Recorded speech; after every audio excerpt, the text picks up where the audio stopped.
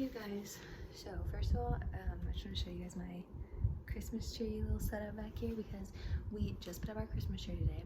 It's November 1st. The second Halloween's over, I'm like in Christmas mode. Yeah, I also have my blanket because it's freezing in here. We're about to head to the gym, which is why I'm dressed like this, but I wanted to film a little video for you guys because my last video that I posted talked a lot about my weight loss journey, but I didn't really talk about the tools that helped me succeed on my weight loss journey. So this one's gonna be more, I think I have like maybe 10 things, and they're like kind of like weird little things that helped me, not like anything that you would find in most videos where it's just like obviously drink water, eat healthy, things like that. So these are things that nobody really tells you, I feel like, which is why I wanted to film this. And this is also just one little disclaimer, this is not, I'm not saying this will help everyone, but this is just what helped me. And so if you guys want to try it out for yourselves, you should. So I'm just gonna start, I'm gonna jump right into it. The first thing that really helped me on my weight loss journey, something that I did almost every single night, because for those of you who don't know, I have a binge eating disorder, so I was obviously always really tempted to binge eat.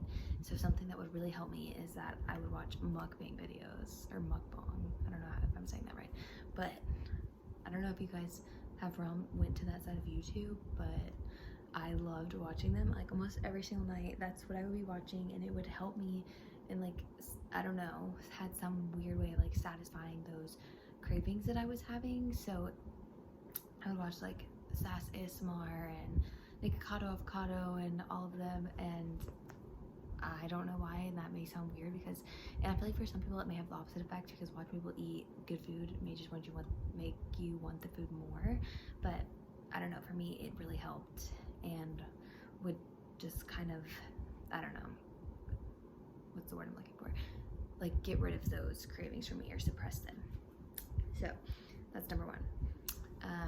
The second thing that I did that was really helpful for me is that at the end of the night is usually when I would start to want to eat, and I would start, because I could be really good throughout the whole entire day, and then I would get to like after dinner and I would start really craving bad food. So I had like a jar of candy in my closet, and I'm not somebody who eats sweets very often, so for me that worked. If I had like a bag of chips, obviously that would never work for me because I would just eat the whole bag, but I would have like Reese's or peanut M&Ms or whatever. At the end of the night I'd have like one or two of the little like pieces of candy, and that would help me because it was like giving my body some kind of like pleasure food, so I was like giving into the cravings without like overindulging. Right, I had to go check. I'm trying to be kind of quiet because my husband and my daughter are playing in her room across the hall, and it like freaks me out for them to be listening to me filming. Anyway, so like I was saying, yeah, I have like a jar of candy that I would keep in my closet. And also at the end of the night, whenever I would eat those things, I'd be going to bed, so my husband would be sitting there beside me, so and obviously he knew that I was on a weight loss journey, so it would kind of also make me not want to like overindulge because he was sitting there watching me. But yeah, so I think that it's really important to balance, like obviously you can let yourself have more than a piece of candy, but I was trying to be stricter with my diet at that time.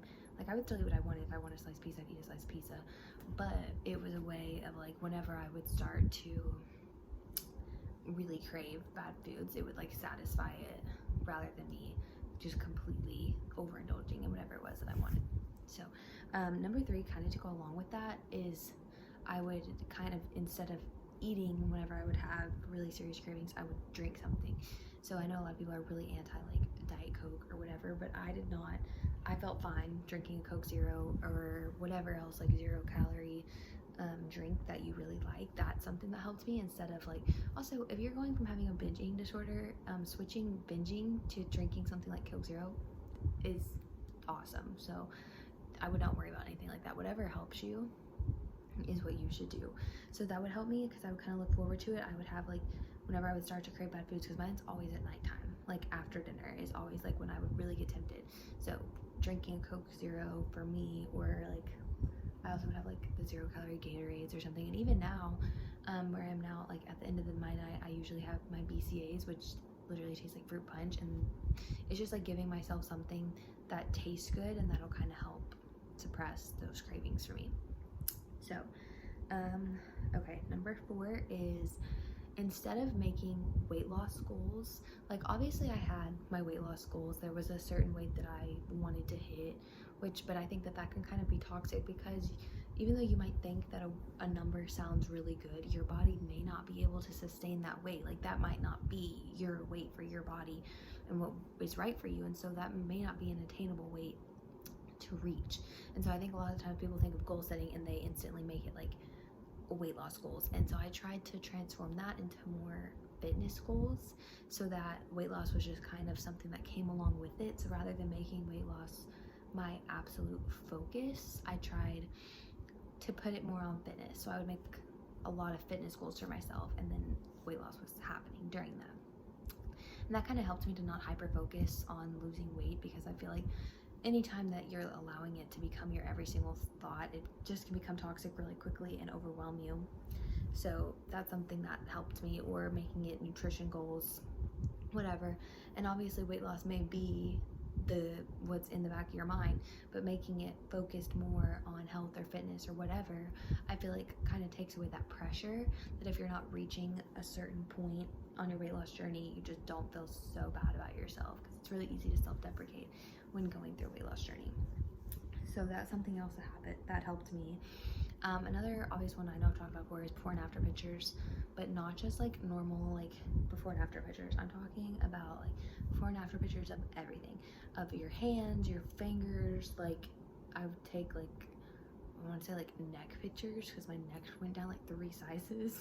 So I just feel like that's a really fun way to like see results that you may not necessarily be seeing on the scale.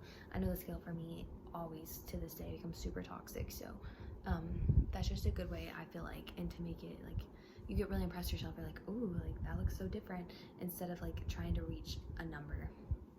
So that's something else that helps me. What number am I on? I feel like I'm on 5. So the next one, number 5, is it really helped me to tell people about my weight loss. So I know a lot of people who don't like that, who do not want people to know they're on a weight loss journey or whatever. And I understand that as well. But for me, allowing people to know that I was on my weight loss journey helped me feel accountable, because I would feel disappointed in myself if I had stopped, or if my goals were no longer important or whatever. So making sure that everyone in my life, friends, family, making sure that they knew that I was going through this journey helped me and made me feel accountable to not only myself but to others. So that's something else that really helped. So number 6 is probably the absolute biggest one that I ever tell anybody, if that's wanting weight loss advice, is to really dig in to your own childhood trauma, because a lot of times weight loss is rooted and connected to a lot of other things. Like if you're dealing with being overweight, or with an eating disorder, or whatever it is that you have going on in your life, or if you're having body imaging issues, or you're just not happy in your own skin, almost always that goes back to childhood trauma. And so I think it's so worth really thinking about how you got to where you are, why you think the way that you think, like why you see yourself in the way that you see yourself. And a lot of the times you can go back to like really pivotal moments in your childhood, or even like things that your parents said that maybe you didn't think were that big of a deal, but really that's why you are still seeing yourself in a certain way. I think that can like really blow your mind and make you question all of these different things. So yeah, to go along with that, I think it's really important to try to go to some type of therapy, because weight loss will take so much out of you, and if you're not mentally there, it's really easy for that to become toxic, and if you don't have an eating disorder, for you to develop an eating disorder if you're not talking to someone along that journey. So I think that is a humongous tool that nobody really talks about when you're watching weight loss videos or talking to people about weight loss. A lot of it's just physical stuff, but I think the biggest way to lose weight, or to just feel happy in your own skin, is to focus on yourself mentally. So yeah, that is my next tip. So the next thing this is really me specific, is I did not allow myself to watch TV in my living room, because my living room is like connected to my kitchen, and that's how I would binge all the time. Back whenever I would be sitting down to have like binges, it was always that I would like get all this food and like sit right there in the living room and watch TV. So I try not to make that accessible to myself, or as easily accessible. And that's, for me, almost like it developed a bad relationship with TV. Like to this day, I don't like to sit down and watch TV for extended periods of time because it almost always makes me want to eat, usually when I'm not really hungry. So I kind of would switch that to a way that I did it is that I would watch TV in my bed, like after I'd brushed my teeth, after I had washed my face. So then I kind of had more of a reason of why I didn't want to eat, and also I didn't necessarily want to walk all the way downstairs, get food, bring it all the way back up. Like I just tried to make that harder for myself. Also, this might not be like something that would work for everybody, but trying to do things like journaling and reading instead of watching TV can be helpful. But not to say that you shouldn't watch TV if it's what you enjoy, like you definitely should, but that's just alternatives. Or like just being on my phone, sometimes I would do instead of watching TV. And now, like, me and my husband, we're not really TV people. Like, I can't remember the last time I really watched a show, but we'll watch a movie. And so we'll turn on the movie in our bed, like after we're completely ready for bed, so that we kind of associate that with like, okay, like now we're done with eating and everything and we're ready to lay down and just relax. So that really helped me.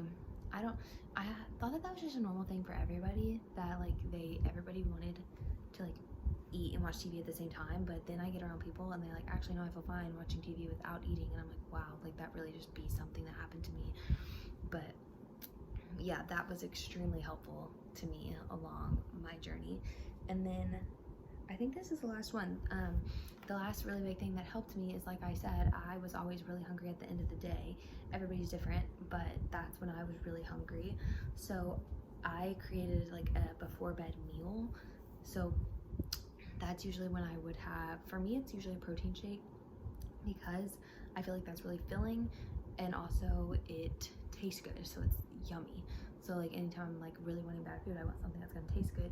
I think my protein that I have right now is like banana nut bread, and it's so good. So I usually have that after dinner, and that is kind of like just make sure my body's completely full, content, and it helps me go to sleep better, and it helps me just like, again, try to get rid of all of those bad cravings and really ask myself if I am legit hungry.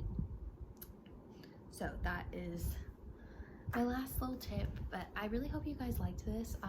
If you did, leave comments and I will try to make another one, because I feel like I have so many little tips for things that helped me along the process and things that I know helped other people along their journeys. So if you guys would like me to film another video like this, I definitely will.